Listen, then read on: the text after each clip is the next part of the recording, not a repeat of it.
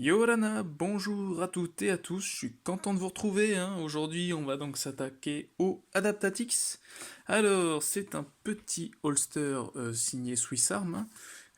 Alors distribué et vendu ou fabriqué par Siberian, je ne sais plus trop.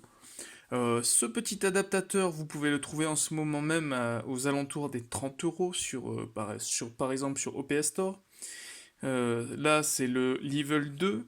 C'est un adaptateur ambidextre, orientable à 360 degrés et compatible avec plus de 300 modèles, si j'ai bien compris. Alors là, le Level 2, il existe des Level 3, hein. Par contre, je vois pas où est la différence entre déjà le Level 1 et le Level 2. Alors, entre le Level 2 et le Level 3, je ne sais toujours pas. Toujours est-il que ces modèles sont disponibles en plusieurs couleurs. Je crois qu'il y a le classique noir, il y a vert olive, Coyote Brown, donc c'est celui que j'ai pris. Il y a aussi couleur gris, je crois, et ils ont fait une couleur blanche. Et pour les puristes, hein, ceux qui ont du goût, ceux qui aiment le fun, l'aventure, le risque, en rose bonbon. Voilà, après, on est dans de l'airsoft, hein, on se tire pas de la 5,56 à la gueule, des fois on a droit de rigoler. Peut-être que ça plaît à certains et certaines, hein, on va savoir. Alors, dans cette jolie petite boîte, on a, hop là, eh ben, le petit holster. C'est vrai qu'il est petit, hein, mine de rien. Un dépliant. Dans le petit dépliant, ils ont tout simplement détaillé la procédure pour rendre ce holster en mode gaucher. Là, pour l'instant, en sortie de boîte, il est configuré pour un droitier. Alors, je vais vite virer ça avant que ça surbrille. Us. On a donc le holster avec un pad ceinture, couleur Coyote Brown ou Sand, je sais pas trop. J'avoue que j'ai de la peine à voir la différence aujourd'hui. Et on a avec alors un second jeu de, il doit y avoir le bouton de relâchement, voilà, le bouton pour relâcher la réplique, un ressort supplémentaire et une vis tout simplement pour le passer en mode cocher, et un jeu de clé Allen. Donc la petite clé Allen, c'est pour la vis, hein, qui va vous permettre de fixer ce bouton de rétention de votre chargeur au holster, et la grande clé Allen, c'est pour pouvoir dévisser et sortir donc ce holster de ce pad, hein.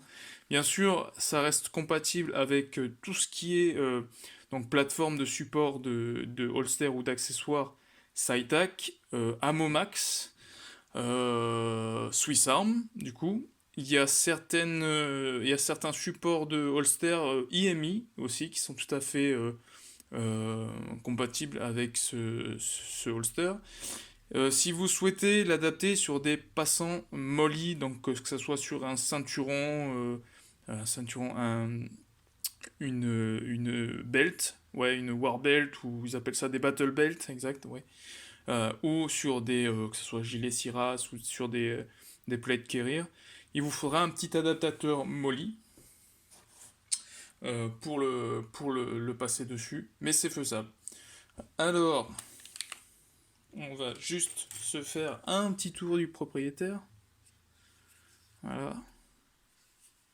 Niveau définition, il y a quelques gratouilles à limer ici, avec 6 grosses vis, pardon.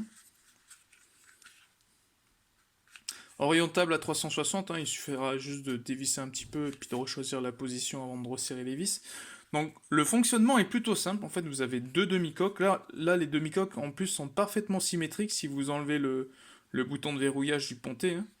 Donc ces deux demi-coques ont une forme, on va dire, suffisamment générique pour pouvoir accueillir, là dans la description, c'est 300 modèles de répliques de pointe différentes.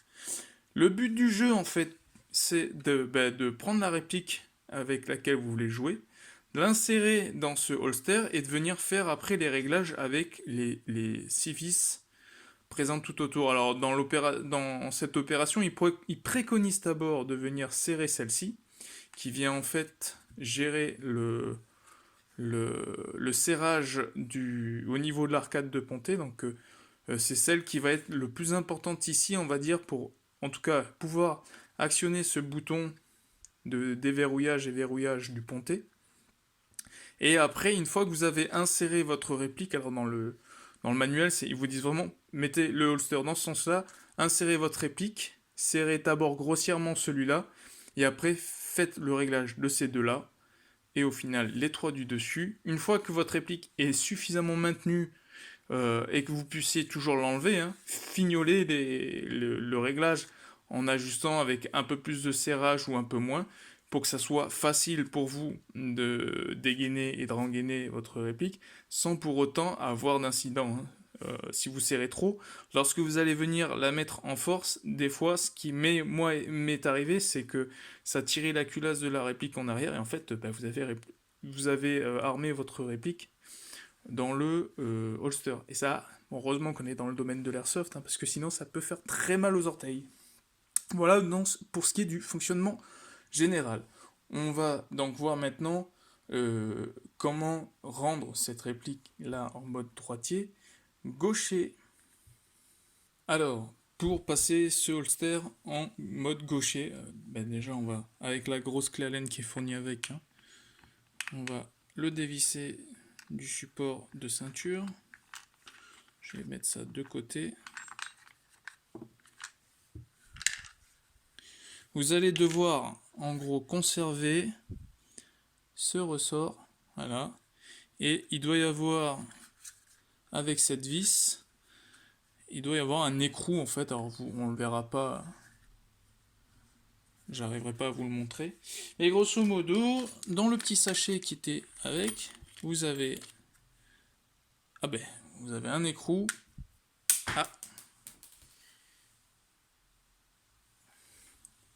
la vis et le bouton, donc c'est les pièces, hein. Je pense qu'il est possible d'utiliser celle-là. Vous en avez un second jeu fourni avec, en cas où vous le pétez peut-être, hein. Mais ça, pour moi, c'est complètement... c'est les mêmes pièces, hein. Ce serait cool, en plus, ça vous fait un jeu de pièces supplémentaires. À mon avis, c'est exactement ça. Bon, mes avis comptent peu. On va déjà démonter un petit tournevis plat. Mon royaume pour un petit tournevis plat. Un petit tournevis plat. Je crois que j'ai la Inano qui commence à me descendre dans la vessie. Allez, hop là. Ça c'est fait. J'ai juste enlevé. Alors il est encore maintenu dans un ergot. Dans celui qui est là, voilà. Je vais pas forcer plus. Je voudrais pas le péter. Il est neuf encore. Alors moi par contre ce qui me chiffonne, c'est que j'ai l'impression que si je veux accéder à cette vis là, mais je vais trouver. Bon, je vais essayer de dévisser ça déjà.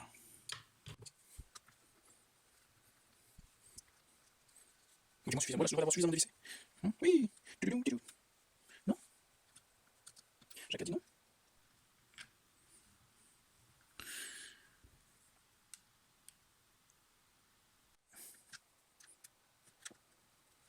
Ouais, on dévisse.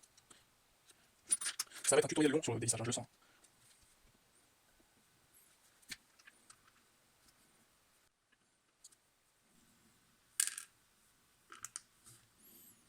Là, l'écrou est tombé.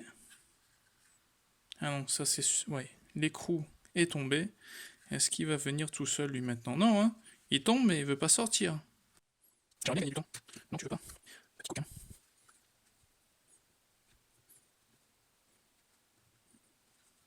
Eh ben.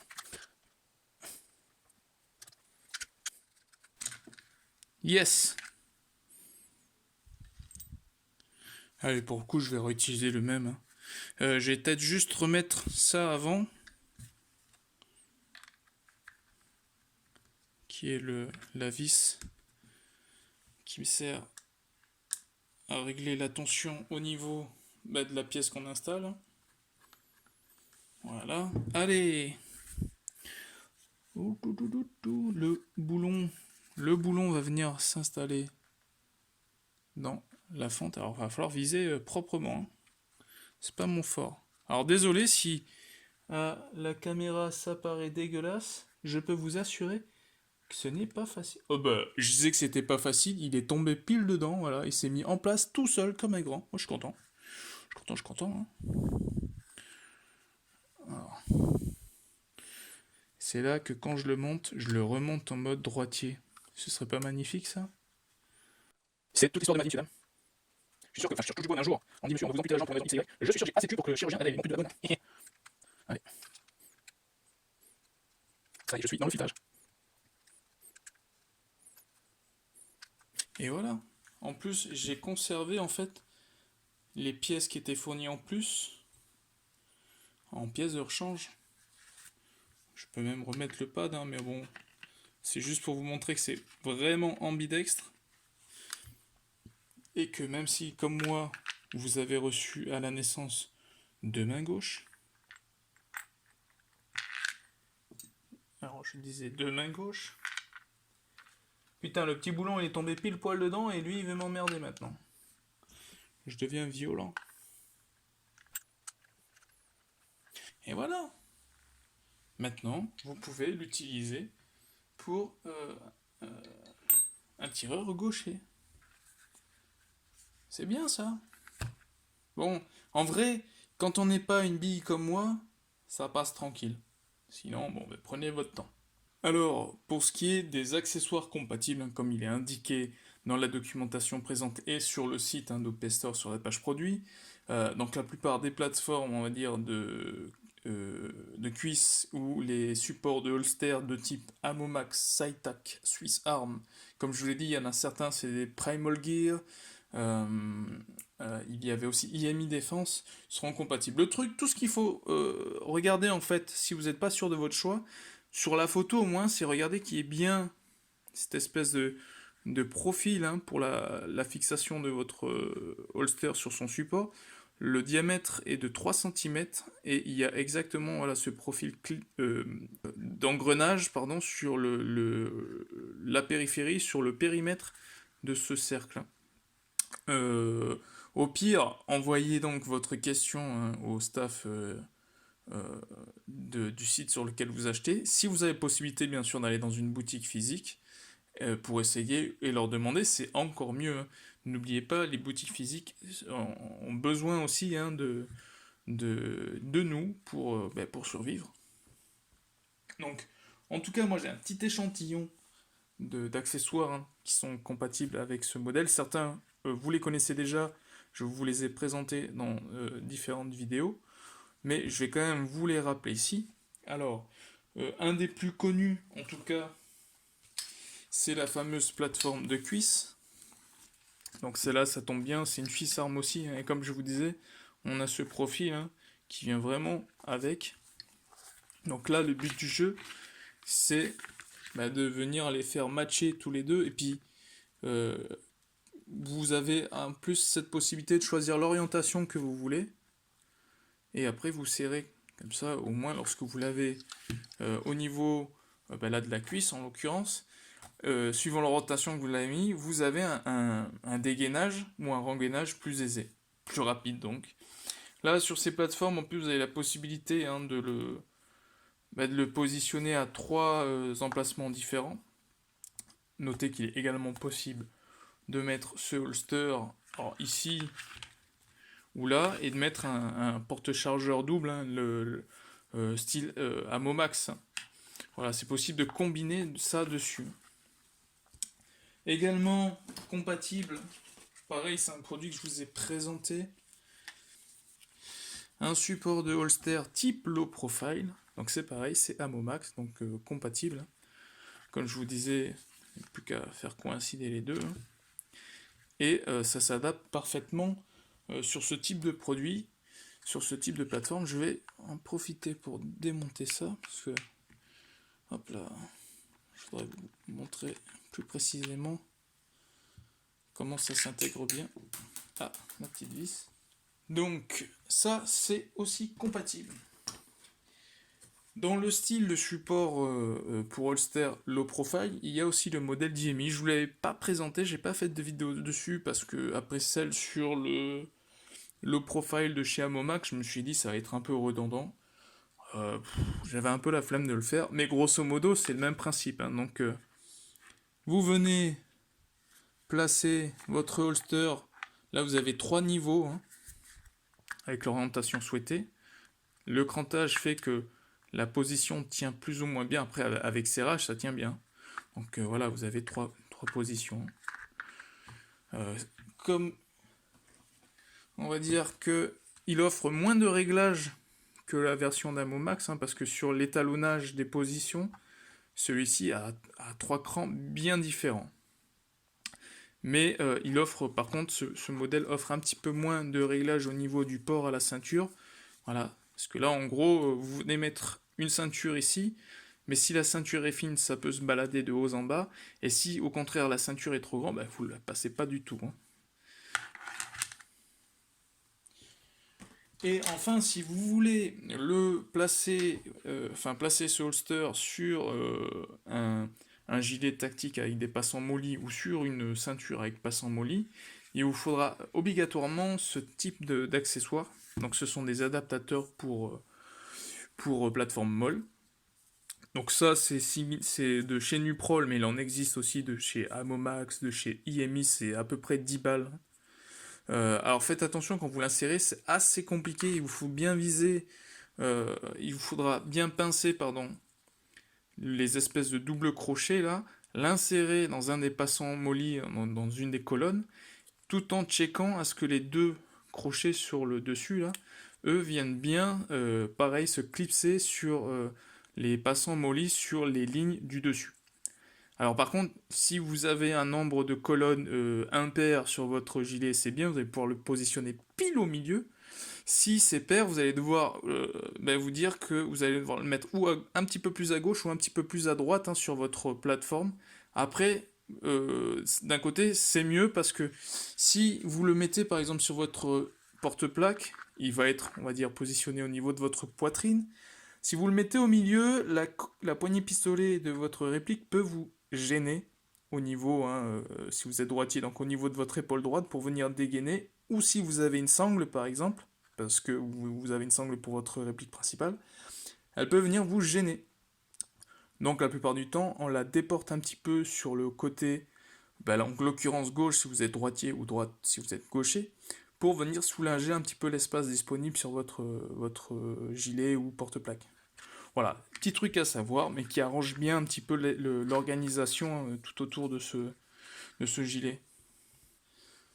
Alors, maintenant qu'on a vu un petit peu, hein, les accessoires disponibles, compatibles et disponibles, hein. Il y en a d'autres que je n'ai pas, hein, comme un drop belt à la ceinture, ça je ne l'ai pas, mais bon, voilà.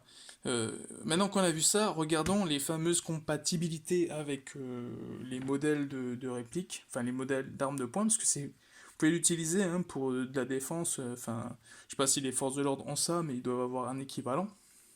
Regardons ce qu'il y a de compatible avec. Alors, pour ce petit comparatif, moi je vais utiliser le petit panel de réplique de pointe que je possède, donc c'est non exhaustif, hein, j'en ai pas 300. J'aimerais, mais je peux pas, j'ai pas les moyens.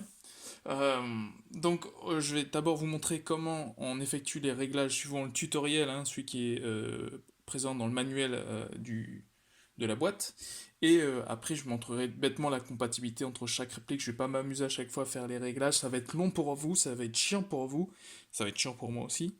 Mais le principe restera le même. Alors, la manière école déjà, c'est de placer ce holster à plat comme ça. Et pour faire le tutoriel, je vous propose bien sûr un petit 1911 des familles. Donc ça c'est un... Alors oui, tout d'abord, YouTube, pas de panique, c'est une réplique d'Airsoft, hein. Il n'y a pas de... Il n'y a aucune munition active dedans, c'est une réplique d'Airsoft. Voilà, ça ressemble beaucoup à un pistolet, mais ça ne tire que des petites billes de 6 mm quand même sans envoyer tranquillou.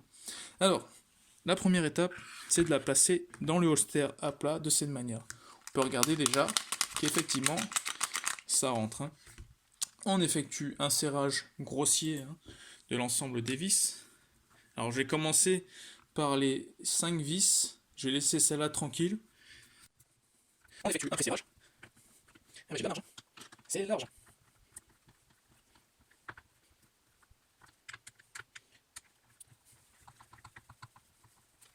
Vous arrêtez dès que vous sentez que vous avez atteint un serrage optimal, hein. Forcez pas, ça sert à rien.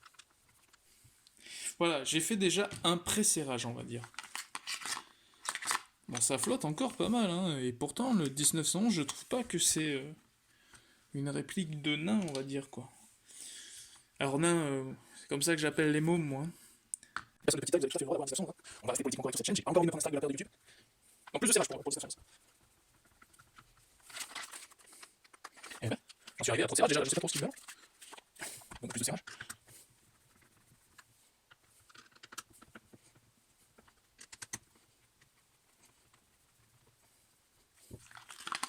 Bon là, au moins, la vis qui gère le serrage au niveau du pontet a pris, hein. Donc la réplique est bien maintenue.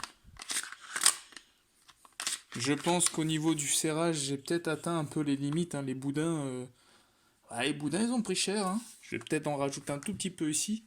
Et après, on va essayer les autres répliques, hein. Et voilà. Là, je pense que c'est bien, là. Malheureusement, ça continuera à flotter, on va dire, dans le holster. Mais dites-vous que il doit pouvoir être compatible avec 300 modèles. Il faut bien qu'il y en ait certains qui nagent un peu dedans, hein. Le but du jeu, surtout, c'est que le verrouillage du pontet, hein, donc vous avez un petit crochet qui vient s'engager juste ici, il faut que ce crochet morde au moins dedans pour maintenir votre réplique. Alors, autre avantage, vous voyez, avantages et désavantages, ça dépend bien sûr où vous équipez, où vous placez et comment vous positionnez votre holster, hein, sur vous. Le bouton d'éjection du chargeur, lui, ne viendra pas en contact avec une partie du holster. Donc il y a moins de chances que votre holster appuie sur ce bouton. C'est souvent comme ça que l'on perd nos chargeurs, hein, sur nos parties d'airsoft. Donc là, il y a pas de morceau de holster qui viendra appuyer dessus. Mais il n'y a pas de morceau de holster qui viendra empêcher que lors d'un balancement, votre bouton d'éjection soit pressé, je sais pas, par votre équipement, par autre chose, hein. Ça peut toujours arriver. Donc voilà. Au moins, on le sait, 1911 approuvé. Bon, alors, si le 1911 passe, j'avais fait le test avec les chargeurs pour le double putsch Ammo Max avec les chargeurs 911. Il faut aussi que j'essaye la réplique, hein, du TT33. Donc ça, c'est la version SRC, hein. Voilà. En gros, c'est une adaptation russe, hein, du 1911. C'est pas une copie du 1911 russe. Ils ont fait une arme qui imitait le fonctionnement d'un 1911. Il y a quelques 1911 qui ont été chambrés en 7,62 en munitions Tokarev russe, hein, et ce n'est pas celle-là. Alors, voilà. Le problème, c'est qu'elle est encore plus fine, hein, que le 1911, donc elle va se balader encore plus. Voilà, mais au moins, le bouton de rétention fonctionne. Donc, c'est déjà ça à prendre. C'est compatible au moins avec le TT33. Allez, pour ce troisième essai, on va regarder du coup encore un 1911, mais ce coup-ci c'est la version AEP. Donc vous voyez bien tout de suite, hein, qu'il va y avoir un problème au niveau des dimensions, hein. C'est un 1911 sous stéroïde, hein, en gros. Ce qu'il faut, pour le coup, c'est tout redesserrer déjà de base, hein. Mais normalement, c'est serré, hein. Voilà.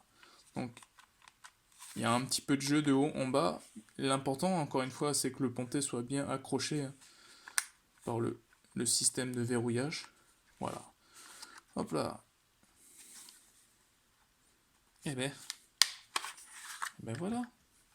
Alors, ce qui peut se produire, hein, avec ce type de réplique, c'est que lorsque vous venez extraire votre AEP, hein, du holster, ils viennent baisser. Je crois qu'il l'a fait. Voilà, il l'a fait. Donc ça, c'est le bouton en fait pour venir enlever la culasse, le slide, hein, du 1911. Et dans le holster, il a tendance des fois à vous l'appuyer. Donc quand vous le sortez, moi j'ai eu du cul, j'ai fait tout doucement. Il n'a pas ouvert la réplique, mais il peut y avoir ce phénomène. Il le fait pas tout le temps, il le fait de temps en temps. Essayez de desserrer encore un peu. Et normalement, ça devrait le faire. Allez, on passe à une réplique suivante. Pour le quatrième test, je change enfin de type de réplique, hein. On va maintenant partir sur une réplique de point type Beretta 92. Alors ça, c'est un vieux spring dégueulasse, hein. Il y a absolument rien de de folichon dedans, hein. Mais c'était la seule réplique de Beretta que je possédais pour vous faire le petit exemple. Ah, il brille, hein. Oh là là. C'est en plastique, c'est la dernière fois que je le sors, il va aller à la poubelle après. Donc voilà, j'ai réeffectué un petit réglage.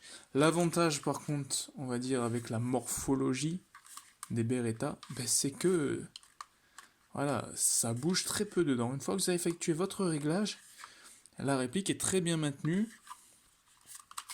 Je pense que le bouton de déverrouillage du chargeur est suffisamment loin du holster pour pas être interféré, pour pas rentrer en contact avec et relâcher le chargeur par inadvertance.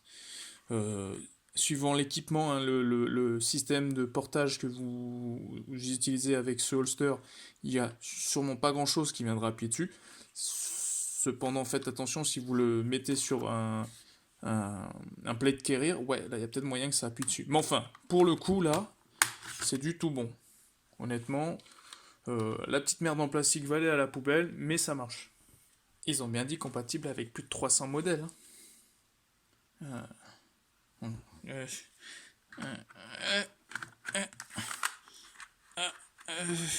non, j'avais dit que le Beretta était une petite merde en plastique. Il valait le rejoindre. Désolé DG, c'était l'humiliator.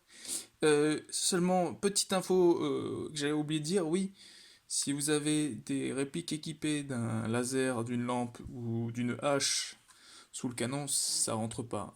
C'est que pour des répliques sans accessoires à nu. Vous mettez l'accessoire dans une poche ou ailleurs, et puis après, voilà. Bref, merci DG. Allez, on va essayer maintenant avec un Berza. Donc bon, là c'est une version injouable, hein. C'était un truc qui sortait 450 fps. Mais pour au moins la démonstration, ça peut toujours servir. Alors,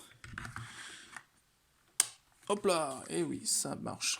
Alors, c'est relativement serré, mais il y aura toujours un petit peu de jeu de haut en bas, hein. Tant que votre arcade de votre ponté est accroché, pardon, par le système de verrouillage, tout va bien, c'est Juvamine. Voilà. Bon allez, lui aussi à la poubelle. Allez, on va voir avec une autre famille de répliques de points ultra populaires, ultra utilisées, hein, dans l'airsoft. Les types Glock. Alors ici c'est un KP18C, hein, donc c'est les Glock 18 avec mode full auto de chez Kajiwork.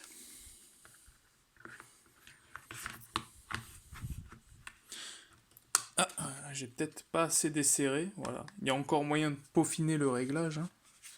Mais grosso modo, ça tient super bien. Encore une fois, c'est pareil pour ce qui est des soucis avec les boutons d'éjection de chargeur. Là, il est suffisamment loin du holster pour pas être en contact avec, hein, et relâcher le chargeur sans que vous en rendiez compte. Il tient bien, la rétention est bonne. Le bouton est encore relativement dur. Non, c'est bien. Ouais, c'est du bon matos. Également compatible avec la même version, hein, du Glock 18, mais ce coup-ci, on est sur le modèle AEP. Voilà, donc mon petit AEP custom que j'ai bricolé.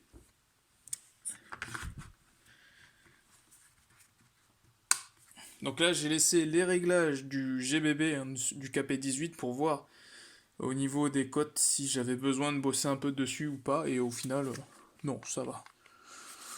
Même avantage, hein, le bouton d'éjection du chargeur, il est vachement loin.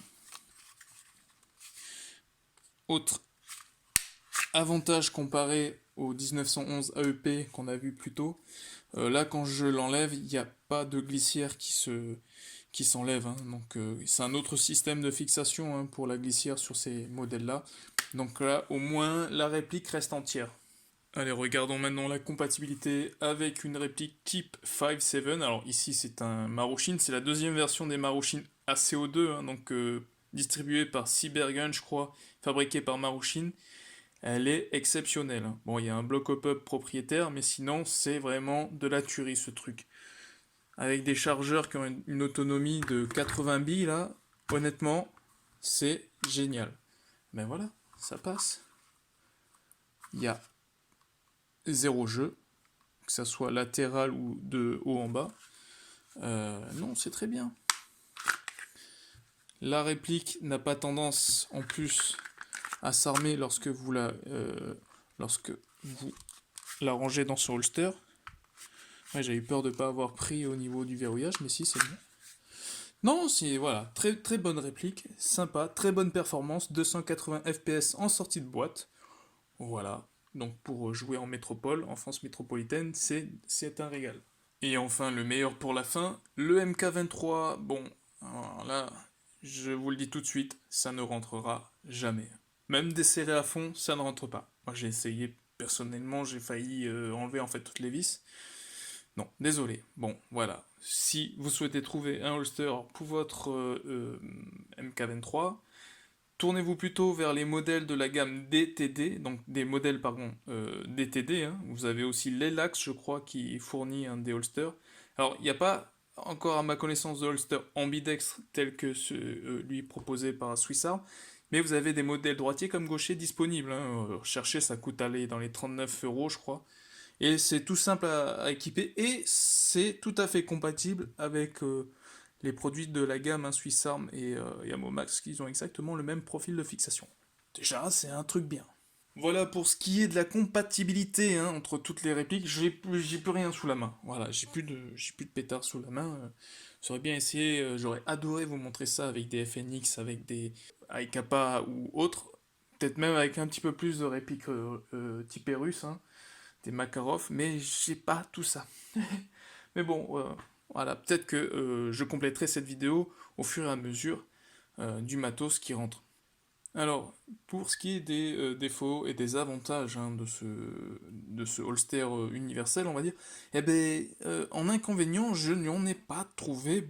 Je ne dis pas que ce holster est parfait, mais honnêtement, pour une utilisation ludique dans le domaine de l'airsoft, eh ben ça fait le job quoi.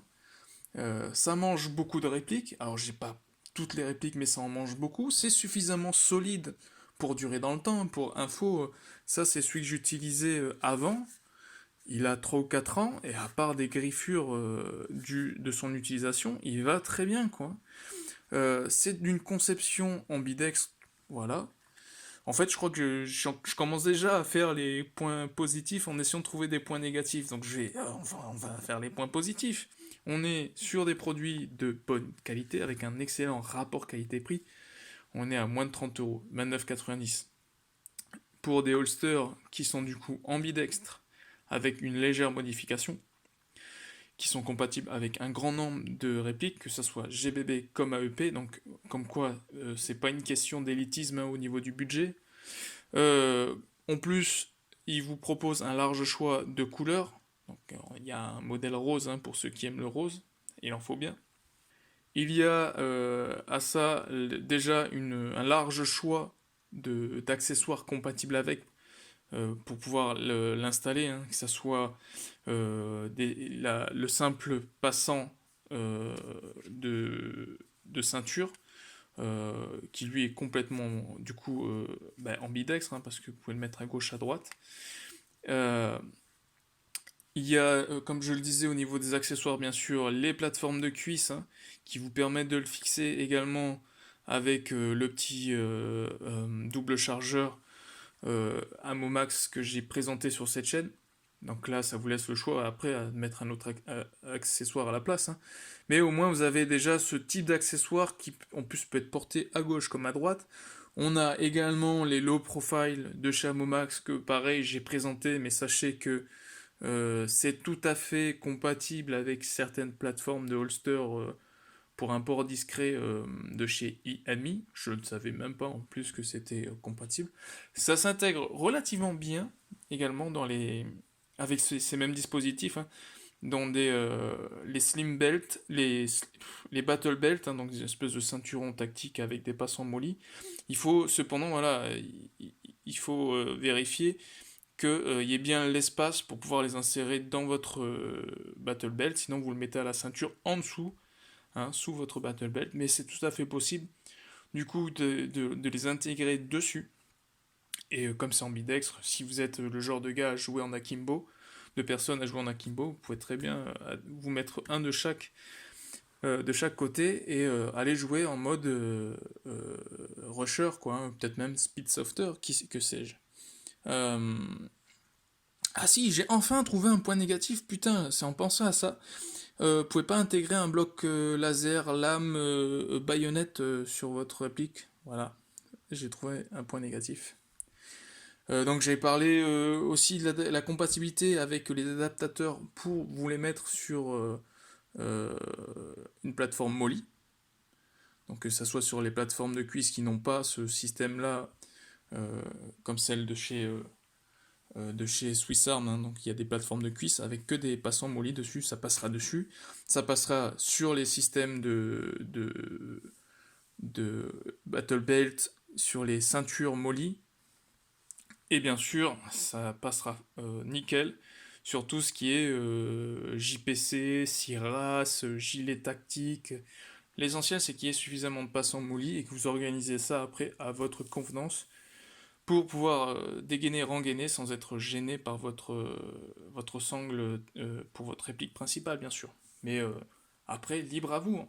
On est dans l'airsoft, on n'est pas on se fait pas une vraie guerre, donc éclatez-vous avec ce genre de produit.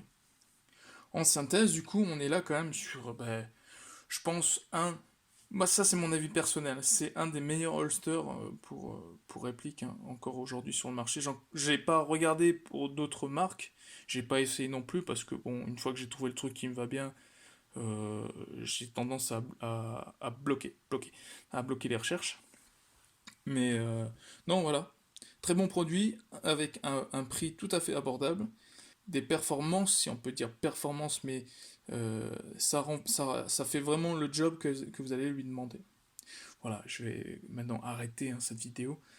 Je vais pas continuer à m'égosier éternellement sur les avantages de ce type de plateforme, mais c'est toujours bien de découvrir ce genre de produit à des prix abordables. Bien, mesdames et messieurs, à toutes et à tous, moi, je vous souhaite une bonne journée et je vous dis, Nana, à la prochaine. Je vais aller me cuire le cul sur la plage à Tahiti, tiens. Allez, Nana.